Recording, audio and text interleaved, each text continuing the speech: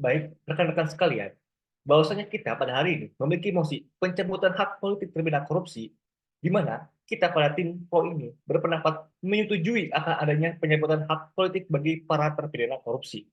Mengapa demikian? Berdasarkan catatan ICW tahun 2022, terdapat 612 orang tersangka kasus korupsi dengan total potensi kerugian keuangan negara mencapai 33,6 triliun rupiah. Dalam indeks persepsi korupsi yang diluncurkan Transparency International Indonesia, di mana skor pada tahun 2023 mengalami stagnasi dibandingkan dengan tahun sebelumnya. Indonesia memperoleh skor 34 dan peringkatnya merosot dari 110 menjadi 115. Pasal 1 ayat 3 Undang-Undang Dasar 1945 yang berbunyi bahwa negara Indonesia adalah negara hukum. Jika dikaitkan dengan ciri pertama negara hukum, yaitu supremasi hukum, supremacy of the law, di mana yang berarti bahwa setiap tindakan administrasi negara harus berdasarkan hukum yang berlaku asas legalitas. Oleh karenanya, tindakan-tindakan pemerintah maupun tindakan-tindakan rakyatnya didasarkan atas hukum untuk mencegah adanya tindakan-tindakan sewenang-wenang dari kedua belah pihak tersebut. Salah satu kesewenang-wenangan yang kita ketahui adalah korupsi.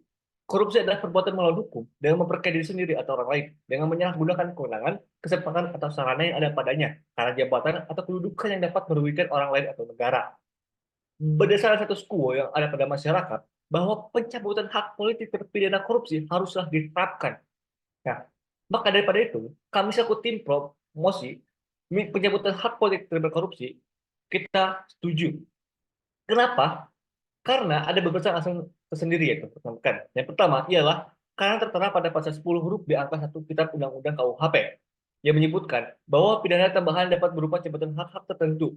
Hak-hak tertentu yang dimaksud di sini adalah memegang jabatan pada umumnya atau jabatan tertentu yang diatur dalam pasal 35 ayat 1 angka 1 KUHP atau hak pilih aktif dan pasif dalam pemilihan yang diadakan berdasarkan aturan umum.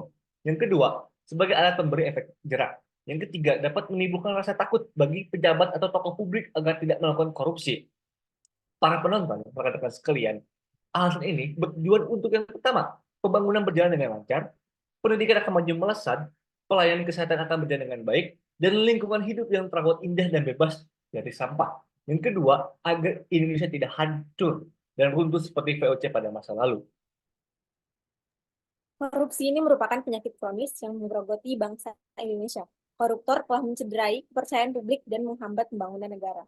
Berdasarkan data dari Transparency International, Indonesia ini menempati peringkat 96 dari 180 negara dalam Indeks Persepsi Korupsi atau CPI tahun 2022. Selanjutnya, di tahun 2023, laporan Transparency International atau TI menunjukkan bahwa skor Indeks Persepsi Korupsi atau IPK di Indonesia tercatat 34 poin dari skala 0 sampai 100. Upaya pemberantasan korupsi di Indonesia masih jalan di tempat.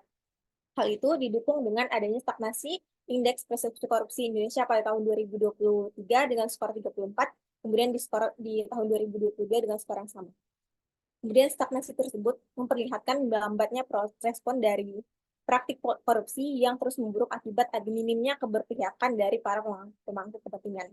Pencabutan hak politik untuk koruptor ini merupakan langkah yang penting untuk memberantas korupsi, karena akan memberikan efek jerah bagi para koruptor serta calon koruptor.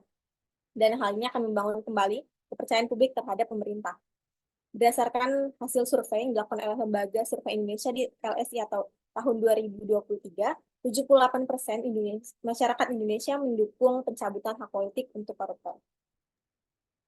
Baik, saudara-saudara, maka dari itu kami sekali lagi menegaskan bahwasanya pencabutan-pencabutan hak-hak politik dari semua tindak pidana korupsi, baik itu yang dilakukan oleh para pemerintahan atau para pejabat pemerintahan maupun para konglomerat maupun para pengusaha. Di sini berdasarkan status quo yang telah disampaikan oleh pembicara satu tadi menyatakan bahwa pada akhirnya di masyarakat ini masyarakat sangat sangat sangat setuju untuk kemudian dilaksanakannya pencabutan hak politik ini. Hal ini juga menurut kami dengan adanya pencabutan hak politik ini juga akan mengurangi suatu potensial baru yang lebih besar yang kemudian akan merugikan negara kesatuan Republik Indonesia jika pencabutan hak politik ini tidak dilaksanakan. Selain itu, menurut kami juga dicabutnya hak politik ini bisa menjadi solusi pada akhirnya agar jumlah koruptor atau jumlah pelaku korupsi di Indonesia ini agar bisa berkurang karena hak politik ini menjadi salah satu hak vital yang kemudian hak ini akan mempengaruhi hak-hak lainnya, baik itu hak warga negaraan maupun hak-hak berusaha dan hak-hak lainnya.